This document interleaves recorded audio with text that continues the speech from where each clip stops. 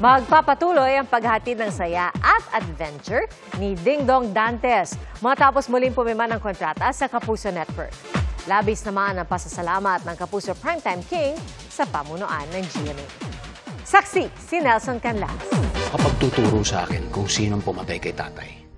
Actor, Kunin niyo na lahat yan! director, host, Sobrang na-miss ko kayo! reservist, and family man. Tuloy-tuloy ang pag-angat ni Kapuso Primetime King Dingdong Dantes at ngayon, matapos ang 28 taon, tuloy ang tiwala sa isa't isa ni Dingdong at ng Kapuso Network. Katunayan, tinaguri ang Dingdong Dantes Kapuso Day ngayong araw bilang pagdiriwang ng muling pagpirma ni Dingdong ng kontrata sa GMA.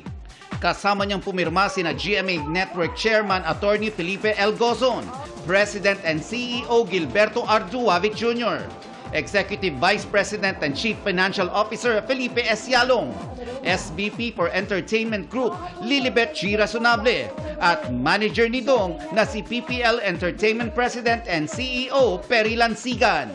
Hindi pa niya nararating ang pinakatuktok ng kanyang mararating. Si Dingdong pataas pa. Kaya Dingdong, maraming salamat and I hope GMA and you will go higher together. Thank you. We see there is more than much further that he can still go. So when we see a situation like 28 years, parang we're doing something well, we're doing something right. Patuloy ang relationship, ang strengthening ng kaisahan with talents. Si Dingdong is a well-rounded actor. No one can contest that he's the best host that we have in the Philippines now. That's why he's admired by many, even his colleagues, is because after all these years, he has continued to be of value and to add value to himself. And very proud na tayo sa network sa GMA is part of that effort and that journey. Present din sa contract renewal sina Chief Marketing Officer and Head of Sales and Marketing Group Diesel G. Maralag, GMA Network Senior Vice President Attorney Annette Gozon Valdez, Senior Vice President and Head of Integrated News, Synergy and Regional TV Oliver Victor B. Amoroso, Senior Vice President for Corporate Strategic Planning and Business Development and Concurrent Chief Risk Officer and Head of Program Support, Reggie Bautista. First Vice President for GMA Public Affairs and EVP for GMA Pictures, Nessa Baldelion. At iba pang opisyal ng Kapuso Network. Well, hindi lang siya one of the most bankable actors, but he's undeniably one of the most loyal.